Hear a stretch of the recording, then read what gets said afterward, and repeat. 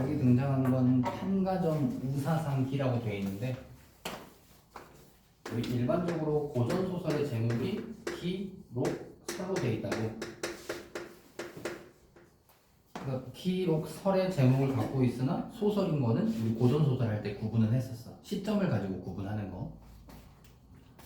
1인칭 시점으로 되어 있으면 기, 록, 설은 수필이라는 뜻이고 요 앞에 있는 애가 제재라고 했었어.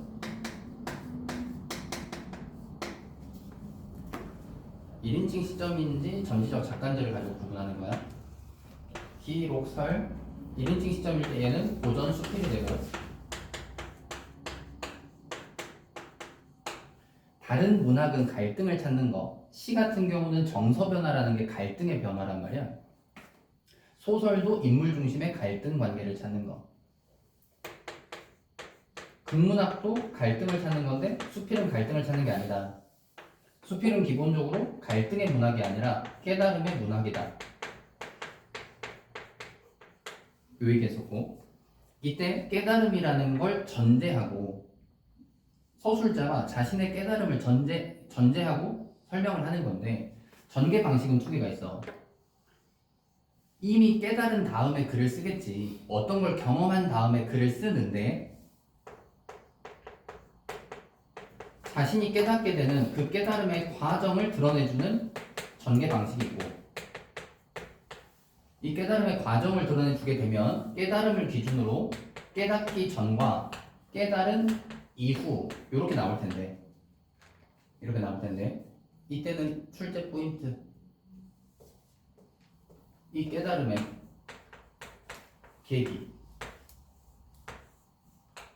거기에 뭘 깨달았는지 두 개.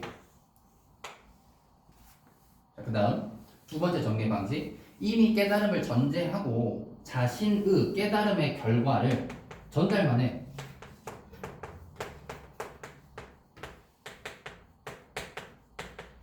이미 깨달은 걸 전제하고 이미 내가 깨달았어. 너희가 어떻게 해야 돼? 어떻게 살아야 돼? 라는 걸 전달만 해. 그럼 이땐 계기는 안 묻지. 이땐 요거만 물어. 수필은 기본적으로 깨달음이라는 건 묻고 과정을 서술해 줄 때는 요거까지 묻는 거. 그럼 정리하면 이렇게 되는 거지. 이 수필에서 제재라는 건 결국 뭐가 돼? 깨달음이야. 이 깨달음과 관련된 계기 또는 깨달음의 내용, 요거를 제목으로 주는 거예요. 그럼 수필은 작품 속 시 공간의 변화에 따른 깨달음을 찾는 거예요. 그 깨달음의 내용이 무엇이냐? 작품 속 시 공간의 변화에 따라서 깨닫게 되는 계기가 무엇이냐? 어떤 사건, 무엇을 경험하면서 또는 누구를 만나서 깨닫느냐? 요거 찾으시면 돼. 36번. 오늘 수업 시간에 판가점 우사상기를 읽었는데 글쓴이인 나가, 그럼 1인칭 시점이네, 수필, 최장수와 마주하고 대화를 나누는 과정이 만남, 문답, 기록의 구조로 되어 있음을 알 수 있었다. 그럼 경험의 내용들을 다 설명해 주네. 만나, 물어보고 답하고 그걸 기록하고. 글쓴이는 깊은 밤 책을 격정적으로 낭독하는 목소리를 듣고 그 인물을 찾아간다. 낭독한 인물이 채를 만들어 파는 장사꾼임을 알게 되자 생계를 위해 그러한 일을 선택한 것에 대해 문제를 제기하며 질문을 던진다. 이에 최장수는 자신의 상황과 판단을 논리적으로 설명하며 반론하고, 글쓴이는 그가 그러한 사유, 생각을 할 수 있었던 것은 비루한 일을 하지 않았기 때문이라고 응수한다. 문답의 핵심인가 봐. 이어지는 문답 속에서 최장수는 자신의 입장을 고수하고 글쓴이는 그를 기이하게 여기며 그의 말에서 슬픔을 느낀다. 결국 최장수가 기록을 삼가달라고 당부했음에도 불구하고 이 만남과 대화를 글로 남긴대. 요거 내용 가지고 찾으시면 되겠고, 38번의 보기 밑에 세 줄. 나는 문학과 유교적 가치에 대한 회의적인 입장에서 생업에 대한 경험적 진술을 제시하는 4대부 인물을 등장시켜 부조리한 사회 현실을 비판하고 있대. 그럼 이 회의적인 입장에서 생업에 대한 경험적 진술을 하는 게 난지 최장수인지 확인해야 되겠지. 아마 최장수일 텐데. 자, 판가점 우사상기 지문입니다. 온돌방을 마주한 곳에 상인들이 무리지어 쉬고 있었는데 밤이 깊어지자 한 상인이 술에 취해 말하는 소리가 제법 오래 들렸으나 나는 알아듣지 못했다. 사기 100이 전으로 끝마쳤는데 한 번 소리내 읽을 적에 음절이 유려하고 구두를 떼는 것이 분명하였다. 100이 전에 암혈지사가 세상에 나아가고 물러나는 것에는 때가 있다. 이러한 부류의 이름이 민멸되어 일컬어지지 않으니 슬프구나. 여항의 사람이 몰라도 되긴 하는데 여항 일반 백성들이 모여 사는 곳, 평범한 사람들이 모여 사는 곳. 평범한 사람이 흠행을 갈고 닦아 이름을 드날리고자 한다면 청운지사에 의탁하지 않고서 어떻게 후세에 이름을 전할 수 있겠는가라는 구절에 이르러서는 어조가 격렬하고 오열하여 거의 목소리가 끊어질 듯 하였다. 그때 청운지사가 학문과 덕행을 갖춘 사람 또는 높은 벼슬에 오른 사람을 뜻해. 그러다 다시 말소리가 처량해져 마치 비파를 타고 비파 악기 차가운 물방울이 떨어지는 듯 하였다. 놀라고 의아하여 급히 일어나 쫓아가 보니 다만 쑥대머리를 한 객 4명만이 고요하게 있었다. 그럼 여기까지가 내가 듣고 있다가 그 사람한테 간 거지. 공간의 이동. 장면 전환. 여기서 끊어놓고 문제 풀 수 있는 거 있는지 보세요. 자, 36번에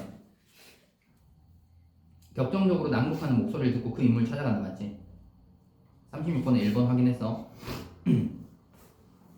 그 다음 기억과 니은 사이의 공통점하고 차이점 찾는 거랬어. 37번 뭐니?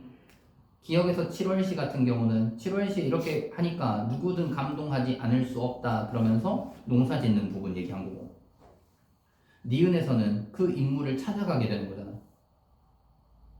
37번에 답 한번 찾아보세요. 기억의 주공의 7월시는 이렇게 하니까 누구든 다 감동할 수 있다.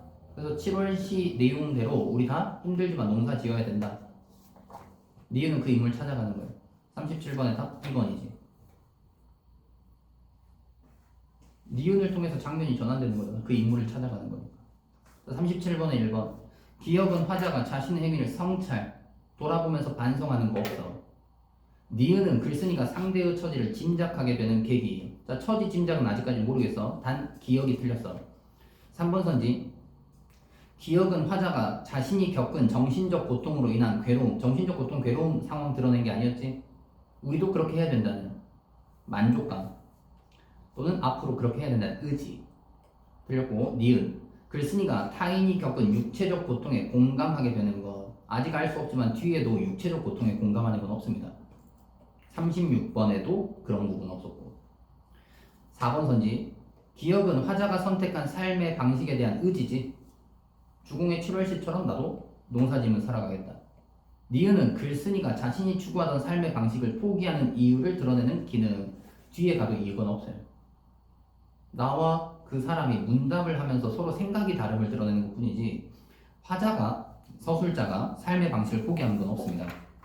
5번 선지 기억은 화자가 사회 전체가 공유하는 집단적 문제를 표현한. 집단적 문제니? 아니지. 해야 한다는 당위적인 부분이야. 글쓴이가 타인과의 관계 속에서 자신의 결연한 선택을 강조하는, 이때도 강조하는 부분 아닙니다. 뒷부분 보더라도. 37번의 답 2번이라는 건 여기서 명확히 찾을 수 있다. 계속 다시 지문이야. 자, 누가 읽었느냐고 묻자 방금 전에 100이 전을 읽은 사람이 말했다. 이제부터 문답이 시작되나봐. 접니다. 저는 진안에 사는 박씨성을 가진 사람입니다. 이름과 문벌은 말하지 않겠사오나, 우리 집 가문이 어떤 가문인지 말하지 않겠으나 현재는 채를 만들어 파는 일을 업으로 삼고 있습니다. 이에 내가 꾸짖으며 말했다. 그대는 분명 4대부의 후예로 직위가 있고 의지와 기계, 글을 잘 지을 것이요 진실로 가난을 근심한다면 어찌 젊어서 먹고 살 방도를 채를 만들어 파는 데서 찾는다는 말이요.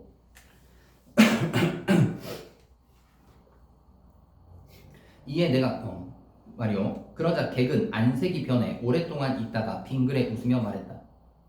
그럼 현재까지 대화 상황이었으니까 그 채를 만들어 파는 일. 38번에 답 한번 찾아보자. 38번에 채를 만들어 파는 일. 3번 선지 어버이와 아이의 추위와 배고픔 때문이라는 거, 이건 아직 모르지. 자, 계속 더. 저는 과거 시험에 이미 여러 번 떨어졌는데 양반이었나 보다. 어버이는 늙어가고 아이는 또 성장하니 과거를 그만두지 않으면 끝내 추위와 배고픔으로 죽을 듯 했습니다. 그럼 이거 통해서 38번에 3번 선지 맞다는 거 확인할 수 있네요. 방금 읽었던 부분 계속 또 생각건데 지금 사람이 세상에 쓰일 적에 풍년을 만나도 힘써 밭을 갈지 못하고 예장 같은 좋은 제목도 끝내 들보가 되지 못합니다. 들보, 집을 짓는데 기둥이 되는 중요한 목재. 그러므로 제게 힘이 없는 것을 어찌할 수가 없어 경쟁하지 않는 길에 스스로 맡겼습니다. 먹고 살 방도는 또한 많습니다. 하지만 내가 가진 것이 쌓인 채로 있지 않고 반드시 남에게 전부 취해지는 것은 오직 상인뿐이요. 거친 것이 정밀한 것을 가리지 못하여 항상 가짜 재료가 와서 섞이지 않는 것은 오직 채뿐입니다. 이 때문에 이 일에 종사한 지 상인이 된 거고 채를 팔기 시작한 지 이미 10년이 되었습니다. 무릇 벼슬은 먹고 살 방도 중 큰 이익을 볼 수 있는 것이요 문학은 벼슬을 취할 수 있는 좋은 계책입니다. 그럼 문학이라는 건 벼슬을 할 수 있고 벼슬을 하면 큰 이익을 얻을 수 있대. 하지만 그럼 여기가 핵심이지. 반드시 힘이 있는 자가 종사해야 작은 이익을 구하는 자들을 굴복시키고 졸렬한 계책을 쓰는 자들을 부릴 수 있습니다. 그러므로 예부터 공론이 모두 벼슬한 자들에게서 나왔는데 스스로 바르다고 하면서 남을 잡스럽다고 하고 스스로 귀하다고 하면서 남을 천시했습니다. 그러니까 지는 중요하고 남은 무시했다. 남을 이용만 했다. 그 외 사람들은 그래서 벼슬을 하지 못한 일반 사람들은 또한 머리를 조아리고 수용하여 끝내 감히 언성을 높이지 못했습니다. 그러므로 선비님도 나를 잡스럽고 천하다고 꾸짖는 것일 뿐입니다. 너도 일반 선비일 뿐이다. 벼슬한 자들일 뿐이다. 실상을 따져보면 채를 만드는 것과 글을 쓰는 것은 천한 재료를 쓰느냐 귀한 재료를 쓰느냐의 차이만 있고. 자, 우리 국어는 뭐야? 순서별 제시. 그럼 채를 만드는 게 뭐야? 천한 재료를 쓰는 거. 글을 짓는 건 뭐야? 귀한 재료를 쓰는 거. 재료의 차이만 있고 시장에서 먹고 사는 것과 녹을 받아 먹고 사는 것은 소득이 많으냐 적으냐의 차이만 있다. 시장에서 먹고 사는 게 뭐야? 채를 만들어 파는 거. 녹을 받아 먹고 사는 건 벼슬.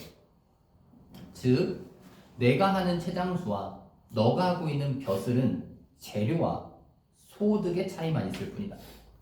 큰 이익을 위해 좋은 계책을 쓰는 것은 다툼이 없는 것만 못함으로. 자, 큰 이익이 뭔데? 벼슬.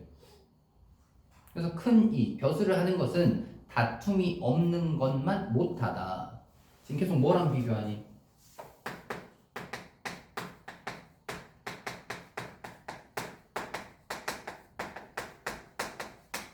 여기 큰 이익을 위해 좋은 계책을 쓰는 것 벼슬. 다툼이 없는 것 요거. 그럼 얘는 이것만 못하다. 그래서 얘가 더 낫다고 얘기하는 거야. 얘가 더 낫다. 제가 이 일을 하는 것입니다. 내가 말했다. 그대의 말을 통달하였네. 네 말은 이해했다고. 그런데 그대 또한 글을 지을 줄 알기 때문에 이러한 것들을 아는 것일세.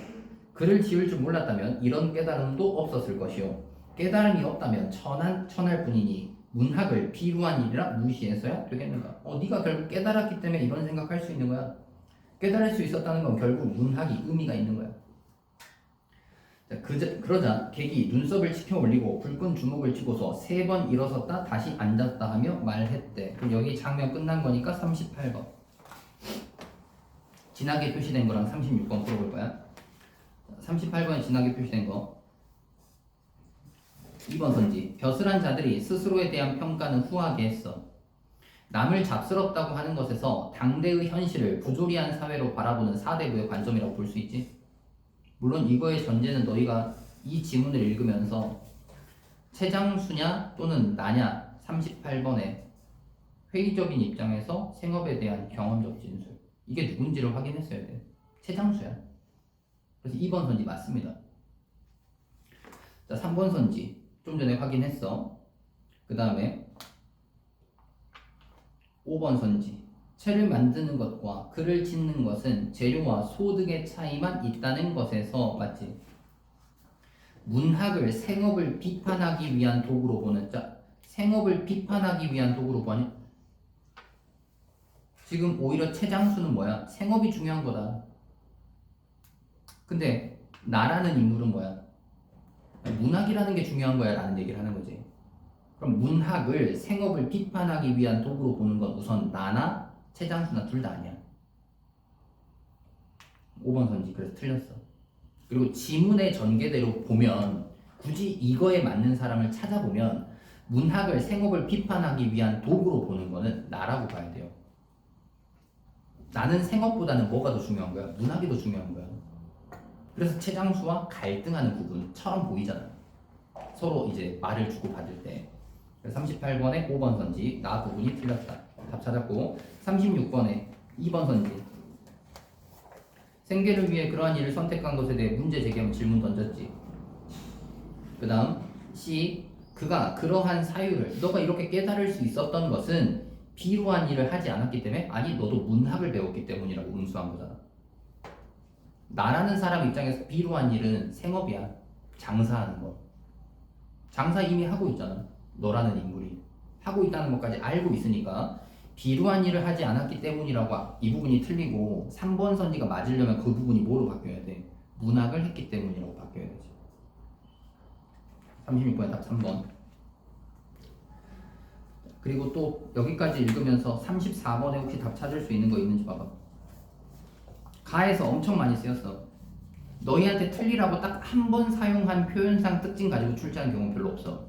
가에서 제일 많이 쓰인 표현상 특징 뭐 있을까? 서르. 지금 막 읽었던 중략 바로 앞에 세 줄 무시했어야 되겠는가? 진짜 물어보는 거 아니잖아. 무시해서 안 된다고. 서르. 의문문의 형식을 사용하는 거야. 그럼 34번에 2번이지. 다시 서류적 표현을 활용했다. 그 다음 전달하고자 하는 내용 강조는 항상 맞잖아. 답은 2번. 자, 문제는 전체 다 풀었어. 중략 뒷부분. 많이 알면서 글을 잘 짓는 자의 경우엔 항상 무형의 형벌이 몸에 내려지고 무군의 불꽃이 그 내장을 태우게 되니 이것이 선비님과 제가 모두 불행한 까닭입니다. 저는 여기에서 벗어나 점차 만년에는 구애되는 바가 없게 되었습니다. 그런데 선비님은 아직도 깊이 빠져 있어 겉으로는 담론을 크게 펴지만 속에는 근심이 쌓였으니 매우 슬프다하지 않겠습니까? 여기 똑같지? 그렇지만 제 말은 격렬하여 후세에 전할 수 없으니 선비님은 듣기만 하소서. 나는 그 사람을 기이하게 여기고 그의 논의를 슬프게 여겨 전하지 말라는 경계를 따르지 않고 이 기록을 쓴대. 다 찾았어. 34번에 1번 봐봐. 의인법. 특히 나의 의인이 있어? 없지. 가에서도 있으면 우리가 얘기했을 거야. 의인 없어. 의인의 기본적인 전제는 친밀감이다. 3번 선지 언어 유희를 통해 언어 유희 알아야 돼. 언어 유희할 때 유희는 장난, 재미란 말이야. 그럼 언어 유희는 말장난인데 언어 유희는 말장난인데 대표적인 언어 유희가 뭐 있어? 비슷한 소리를 반복하는 거지. 비슷한 소리나 비슷한 글자를 반복.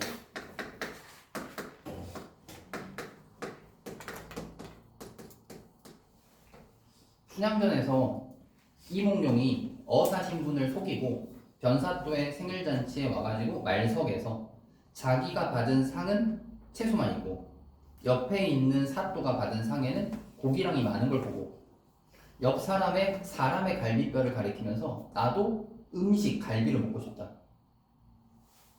사람의 갈비뼈, 음식 갈비. 비슷한 소리가 한거. 단 언어 유희, 말장난이라는 것 속에 얘가 있지. 그래서 언어 유희는 해악이야. 뭐라 그랬니? 언어 유희가 사용되는 목적은 비판이야. 그래서 언어 유희는 표면적으로는 웃음인데 그 목적은 비판이니까 뭘 하는 거다? 흉자다.